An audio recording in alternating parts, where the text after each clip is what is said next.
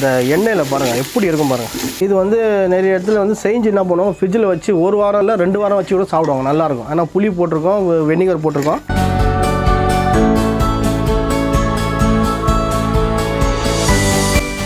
எப்படி இருக்கீங்க? வணக்கம், நல்லா இருக்கேன். அதாவது வந்து பார்த்தீங்கன்னா இன்றைக்கி என்ன டிஷ்ஷு செய்ய போகிறீங்க? ஒரு டிஷ்ஷாக செஞ்சு அசத்துறீங்க. ஆமாம், கத்திரிக்காய் சட்னி வைக்க போகிறேன்.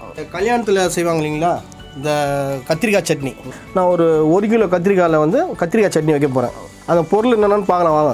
கத்திரிக்காய் 1 கிலோங்க, புளி வந்து 75 கிராம், வேர்க்கடலை, இது எள்ளு, இது வந்து பேஸ்ட்டு பண்ணி போடணும், இது ஜீரகம், இது மிளகு, இது கடுகு உளுத்தம் பருப்பு, வெறும் மிளகாத்தூள், கொஞ்சம் பூண்டு, அரைச்ச பூண்டு.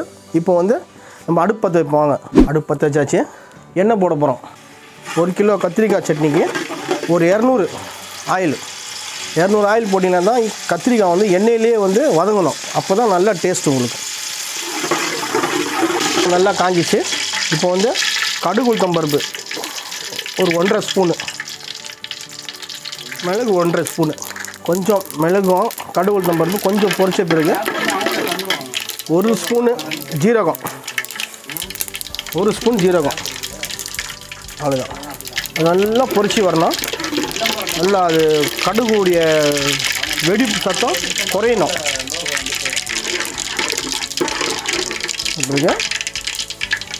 பூண்டு பேஸ்ட்டு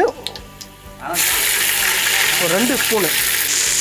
இப்போது வெட்டி கழுவி வச்ச கத்திரிக்காய் போட்டுருவோம். 2 ஸ்பூன் உப்பு, கொஞ்சம் ஸ்டீமை கம்மி பண்ணி தட்டு போட்டு மூடிடணும். இதில் வந்து புளி சொன்னீங்களா, புளி சொன்னல ஃபஸ்ட்டு, அந்த புளியை வந்து கரைச்சிக்கணும். புளியை கரைச்சிட்டு கொஞ்சம் தண்ணி ஊற்றி கரைச்சிக்கலாம், கரைச்சி வச்சிக்கணும். இப்போ வந்து இது எள்ளு, இது வேர்க்கடலை, ஒரு 20 கிராம் எள்ளு, ஒரு 30 கிராம் வேர்க்கடலை. இது வந்து நல்லா மிக்சியில் போட்டு நல்லா பேஸ்ட்டு பண்ணிக்கணும். அவங்க அந்த மிக்ஸி எடுங்க சூர்யா, மிக்ஸி எடுங்க. எள்ளு வேர்க்கடலை பேஸ்ட்டு பண்ணியாச்சு, வச்சுக்கணும். இப்போ புளியை வந்து நல்லா கரைச்சிக்கணும். கரைச்சி அதோடைய சத்தை எடுத்துக்கணும். அப்படியே அழகாக நீங்களும் ஒரு 1/2 கிலோ கூட செய்யலாம் அழகாக வீட்டில். புளி கரைச்சாச்சு. அந்த கரைச்ச புளியில் வந்து நம்ம இந்த எள்ளு வேர்க்கடலை அரைச்சோம் இல்லையா, அது வந்து கலந்துக்கிறோம். அப்படியே கலந்து அழகாக கலந்து வச்சுக்கிறோம்.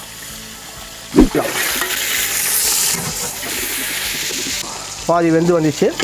நீங்கள் எண்ணெயில் வேக விட்டால் தான், எண்ணெயில் வேக விட்டால் தான் அது வந்து கத்திரிக்காய் நல்ல டேஸ்ட் இருக்கும். இன்னும் இப்போ பாருங்கள், அதில் 200 ஆயில் ஊற்றிருக்கேன் 1 கிலோ கத்திரிக்காய்க்கு. அந்த 200 ஆயிலில் வந்து 200 ஆயில், ஒரு 1.5 ஸ்பூனு கடுகு உளுத்தம் பருப்பு, 1.5 ஸ்பூன் மிளகு, 1 ஸ்பூன் ஜீரகம், ஒரு 100 கிராம் ஒரு ஸ்பூனு பூண்டு போட்டிருக்கேன். பூண்டு போட்டு தாளித்து கத்திரிக்காய் உப்பு போட்டேன். பாருங்கள் எப்படி வந்திருக்கு பாருங்கள், சூப்பராக வந்திருக்கு பாருங்கள். இன்னும் ஒரு வேக்காடு விட்டால் போதும், இல்லை உடனே செய்யலாம், நல்லா அருமையாக இருக்கும். நல்லா வெந்து வந்துச்சு கத்திரிக்காய். கொஞ்சம் கூட அடி பிடிக்கல. காரணம் என்னென்னா எண்ணெய், நம்ம அந்த மாதிரி எண்ணெய் கொடுக்கணும். எண்ணெய் கொடுத்தா தான் உங்களுக்கு வந்து நல்லா கத்திரிக்காய் வந்து நல்லா வேகும், ஃபஸ்ட் கிளாஸாக இருக்கும் கத்திரிக்காய் வெந்து. பார்த்துங்க, இது வந்து வீட்டில் செய்யலாம். ஒரு 1/4 கிலோ கத்திரிக்காயோட நீங்கள் வீட்டில் செய்யலாம், ஒன்றும் பிரச்சனை இல்லை.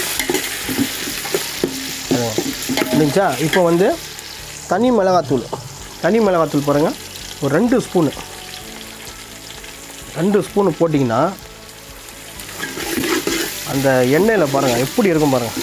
இந்த எண்ணெய்க்கும் அதுவும் கத்திரிக்காய்க்கும் நல்லா அருமையாக இருக்கும்.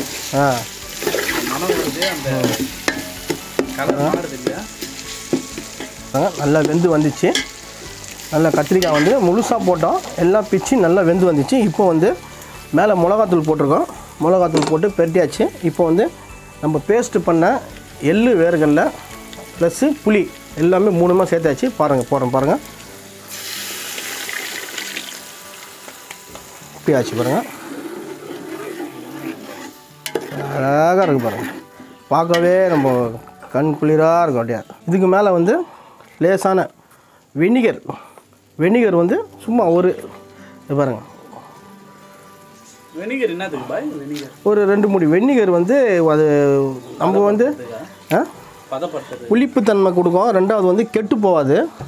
இது வந்து நிறைய இடத்துல வந்து செஞ்சு என்ன பண்ணுவோம், ஃப்ரிட்ஜில் வச்சு 1 வாரம் இல்லை 2 வாரம் வச்சு கூட சாப்பிடுவாங்க. நல்லாயிருக்கும். ஏன்னா புளி போட்டிருக்கோம், வெனிகர் போட்டிருக்கோம், நல்லா அருமையாக இருக்கும், ஃபஸ்ட் கிளாஸாக இருக்கும். அதுங்க இதுதான் கத்திரிக்காய் சட்னி. இப்படியே நீங்கள் வந்து வீட்டுங்களில் ஒன்றையும் நான் வந்து பெரிய இதுவாக செய்யலை. 1 கிலோ கத்திரிக்காய்க்கு உங்களுக்கு வந்து சிம்பிளாக காமிச்சேன். நீங்கள் சிம்பிளாக வீட்டில் வந்து அழகாக நீங்கள் செய்யலாம். செய்யும்போது இந்த யூடியூப் பார்க்கும்போது சப்ஸ்கிரைப் பண்ணுங்கள், லைக் பண்ணுங்கள்.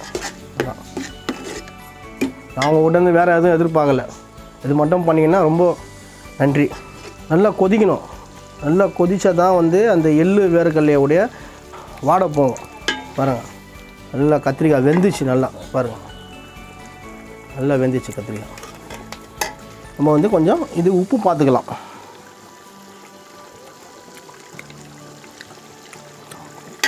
உப்பு ஒரு கல் கம்மியாக இருக்குது.